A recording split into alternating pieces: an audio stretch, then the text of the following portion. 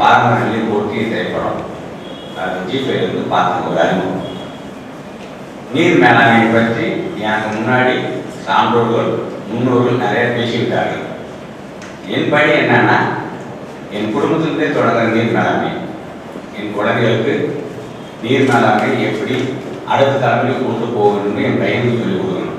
அது பள்ளிக்கூடத்துக்கு போகணும், அது கல்லூரிக்கு போகணும், கல்லூரி சமூகத்துக்கு வரும், சமூகம்லாம் சான்றோர்களாக மாறி இந்த வையத்தை பாதுகாக்க வேண்டும். இதுதான் என்னுடைய நோக்கம். எனக்கு எடுத்த பணி, எனக்கு இட்ட தொழில் சினிமா தொழில்.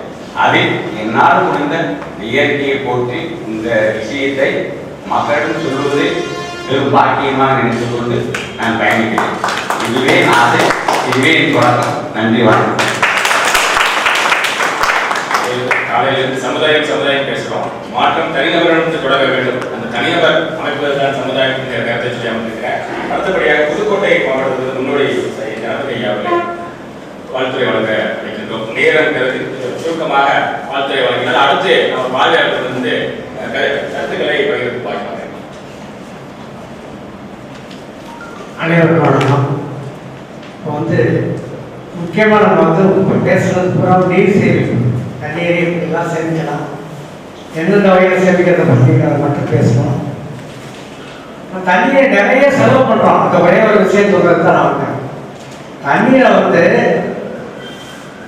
மழை நீரை நம்ம சேமிக்கிறதுக்கு ஒரு பக்கம் சிந்திக்கிறதுல எனக்கு ஆட்சேபனை கிடையாது. அது கட்டாயம் செஞ்சாகணும். இப்போ கிடைக்கிற தண்ணீரை நம்ம ஒழுங்காக பயன்படுத்துகிறோமானா நிச்சயமாக 100% இல்லை. வீணடிக்கிற தண்ணீர் 80 விழுக்காடு, பயன்படுத்துகிற தண்ணீர் 20 விழுக்காடு. அந்த காலத்தில் ஒரு மனிதன் குளிப்பதற்கு ஒவ்வொரு ஊர்லேயும் குளங்கள் இருக்குது. அந்த இயற்கை நீரோட்டத்துக்கு தகுந்த மாதிரி குளங்களை அமைச்சிருந்தாங்க. அந்த குளங்களில் 2 குளங்கள் இருக்கும்.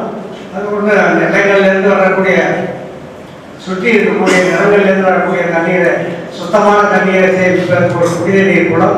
இன்னொரு பக்கம் பார்த்தீங்கன்னா ஊர்கள்லேருந்து தெருவுலேருந்து வர தண்ணியெல்லாம் சேர்றதுக்கு ஒரு கண்மாய், அப்புறம் ஒரு ஏறுதல் இதெல்லாம் வச்சுருப்பாங்க. அந்த தண்ணீர் தான் மனிதர்களுடைய முழுமையான தேவைக்கு பயன்படுச்சு. இன்னைக்கு வீட்டுக்கு வீடு நம்ம ஆழ்குழாய் கிணறுகளை வச்சு நிலத்தடி நீர் எடுத்து அதிகமாக வீடடிச்சு தண்ணி பைப்பில் தண்ணி வரணும்னு திறந்து விட்டுட்டு வீட்டில் இருக்க ஒரு பாத்திரம் கழுவிட்டே இருப்பாங்க. இது ஒரு பாத்திரத்தில் தண்ணியை பிடிச்சி வச்சு கழுவுறாங்க. அப்படி கழுவுறதுல தண்ணியை திறந்து விட்டு கழுவுறாங்க. ஒரு ஆள் பங்கு வளர்க்குறதுக்கு கிட்டத்தட்ட 10 லிட்டர் தண்ணி செலவு பண்ணுறாங்க. இது மாதிரி பல்வேறு விதமாக தண்ணீருடைய உபயோகத்தை நம்ம குறைக்கணுங்கிறதுக்கான ஒரு திட்டமும் இந்த நிகழ்ச்சியில நம்ம அதை மக்களிடம் கொண்டு போகணும். தண்ணீரை இப்போ இருக்கக்கூடிய சந்ததியினர் தண்ணி மாதிரி செலவு பண்ணுவாங்கன்னு அதை வார்த்தை சொன்னாங்க. ஏன்னா பணத்தை தண்ணி மாதிரி செலவு பண்ணுறான்னு சொல்லி. இந்த காலத்தில் தண்ணி நிறைய இருந்துச்சு. இன்னைக்கு தண்ணி இல்லை. இப்போ பணத்தை எப்படி வேணாலும் செலவு பண்ணலாம். பணம் யார் காற்று குடிச்சிட்டு 300 ரூபானா பில் கொடுக்க தயாராக இருக்காங்க. ஆனால் தண்ணி கிடைக்காத இடங்கள்ல நாங்கள் எங்கள் ஊரில் கஜா புயல் அடிச்சிச்சு. குடி தண்ணீர் எதுலையுமே இல்லை. காரணம் குளத்து தண்ணி குடிக்க முடியாது, போர் தண்ணி மட்டும் தான் குடிக்க முடியும். எல்லா இடத்துலையும் மின்கம்பங்கள் இருந்து மின்சாரம் இல்லை. நிலத்தடி நீர்லேருந்து தண்ணி வெளியே எடுக்க முடியாதனால தண்ணீர் எங்கேயுமே கிடைக்கல. ஒரு 3 நாட்கள் தண்ணி இல்லாமல் அங்கே இருக்க வச்சிருந்த தண்ணியெல்லாம் பிடிச்சாங்க. அதுக்கப்புறம் வெளியிலேருந்து ஜெனரேட்டர்கள் கொண்டு வந்து அந்தந்த ஊரில் அந்த இருக்கிற போர்லேருந்து தண்ணி எடுத்து மேலே ஏற்றுனதுக்கு அப்புறம் தான் அங்கே இருந்துச்சு. சாதாரணமாக ஒரு புயலில் மின்சாரம் இல்லாத சமயத்தில் தண்ணீருக்கு எவ்வளோ கஷ்டப்பட்டாங்கிறத நாங்கள் எங்கள் ஊரில் அனுபவித்தோம். இதை மக்களுக்கு கொண்டு போய் சேர்க்கணும். தண்ணீரை சிக்கனப்படுத்துவது ரொம்ப மிக மிக அவசியம் என்ற ஒரு கருத்தை வலியுறுத்தி எனக்கு வாய்ப்பு கொடுத்துருக்கிறேன்.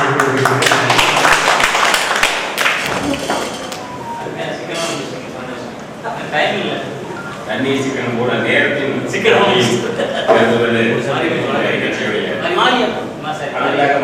மதுரையில்